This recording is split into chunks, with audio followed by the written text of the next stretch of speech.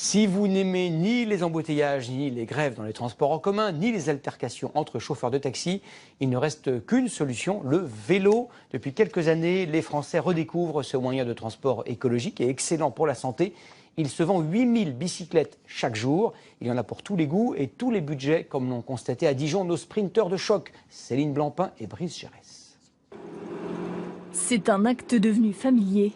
Enfourcher son vélo chaque matin, une habitude pour ce Dijonnais qui travaille à 8 km de son domicile. J'ai l'habitude de faire attention à la circulation. Et en fait, au bout d'un certain temps, on n'éprouve plus aucune appréhension. Simplement, faut être vigilant.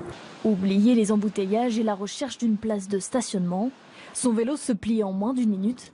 Il s'emporte partout, même dans les transports en commun. Quand j'arrive à mon bureau, je peux le mettre sans problème à côté de mon bureau et c'est très pratique.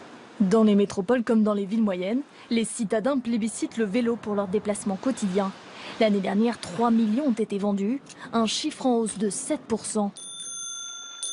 En moyenne, les Français dépensent 307 € pour s'offrir un 2 roues. Voici l'exemple typique d'un vélo électrique très vendu actuellement dans une gamme urbaine qui est polyvalent aussi pour la balade. Cette boutique spécialisée a doublé son chiffre d'affaires l'année dernière grâce au succès du vélo électrique vendu 2000 €. Il permet de limiter ses efforts et surtout de ne pas transpirer en allant au travail. On peut se déplacer en civil. Donc on a des vélos tout équipés, garde-boue, porte-bagages. On peut y ajouter des sacoches, transporter son ordinateur, partir en costume, aller au travail, monter des côtes. On arrive, on n'est pas essoufflé, on peut aller bosser. Cette famille dijonnaise a opté, elle, pour un biporteur électrique venu d'Amsterdam. Ça fait quand même dans un carrosse. Oui, c'est votre carrosse. Allez.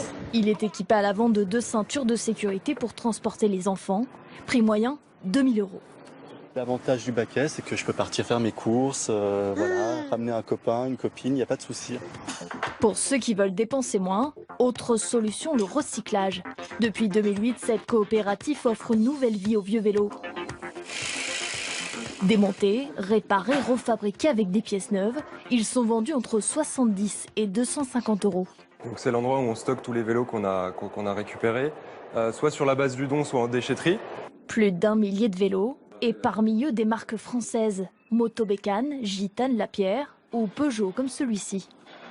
Le jeter serait une erreur et serait du gâchis d'aller acheter un vélo de neuf en grande distribution aujourd'hui, alors qu'un vélo comme celui-ci, qui a été conçu dans les années 80, à l'époque où on faisait vraiment des vélos de qualité, dans des alliages de métaux très solides, n'a aucune raison d'être jeté. Recyclé, couché ou tandem, il y en a pour tous les budgets. Bientôt sur le marché, le vélo connecté, relié au smartphone ou muni d'un GPS et d'un antivol intégré.